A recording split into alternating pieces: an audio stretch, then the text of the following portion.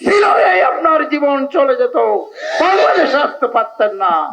কাজে আপনারা যদি আজকে 12ই ফেব্রুয়ারির গণভোটের ম্যান্ডেট মেনে না নেন, আপনাদেরকে জাতি ক্ষমা করবে না।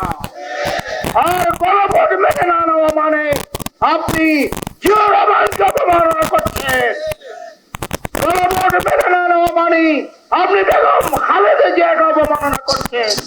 কারণ 1977 সালে জিয়াউর রহমানই প্রথম গণভোট করেছে, 1991 সালে বেগম খালেদা জিয়া প্রথম গণভোট করেছে এবং শহীদ ফারুক হোসেন। এর আগের দিনে ওবায়দুল কাদের বলেছিল, জনতার এই আন্দোলন দমানোর জন্য আমার ছাত্রলীগই যথেষ্ট। ওবায়দুল কাদেরের উস্কানিমূলক বক্তব্যের কারণে 16 তারিখে নুরুল আজিম রনির নেতৃত্বে, হেলাল উদ্দিন আকবরের নেতৃত্বে, নওশাদ এবং আজম নাসিরের সিদ্ধান্ত ক্রমে সেই মুরাদপুরে হত্যাযজ্ঞ চালিয়েছিল এবং সেখানে একসাথে 3 জন শাহাদাত বরণ করেছিলেন। কিন্তু আমরা দুঃখের সাথে লক্ষ্য করছি, এই বিএনপি সরকার দলীয় আচরণ করছে।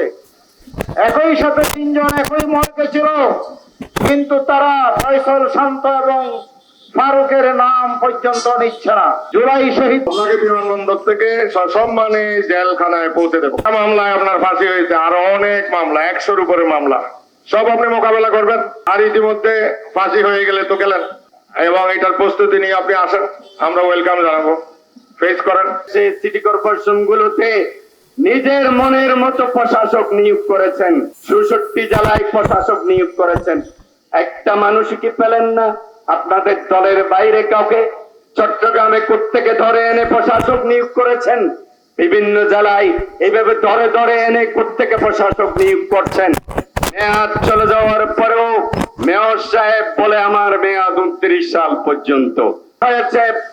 অবিলম্বে বিচার বিভাগীয় তদন্ত কমিটি গঠন করুন। কারাই হত্যাকাণ্ডের সাথে জড়িত একজন একজন চিহ্নিত করে তাদেরকে শাস্তির আওতায় আনুন। এই মনসুরাবাদে জনতার বিজয় উল্লাসের মাঝে গুলি করে আমাদের 2 জন ভাইকে শহীদ করেছে। আমরা যারা বর্তমান সরকার ক্ষমতায় রয়েছেন তাদের কাছে প্রত্যাশা করি যে এই শহীদের রক্তের বিনিময়ে আপনারা আজকে বাংলাদেশের রাষ্ট্রের ক্ষমতায় রয়েছেন, সেই শহীদের রক্তের বদলা আপনাদের নিতেই হবে।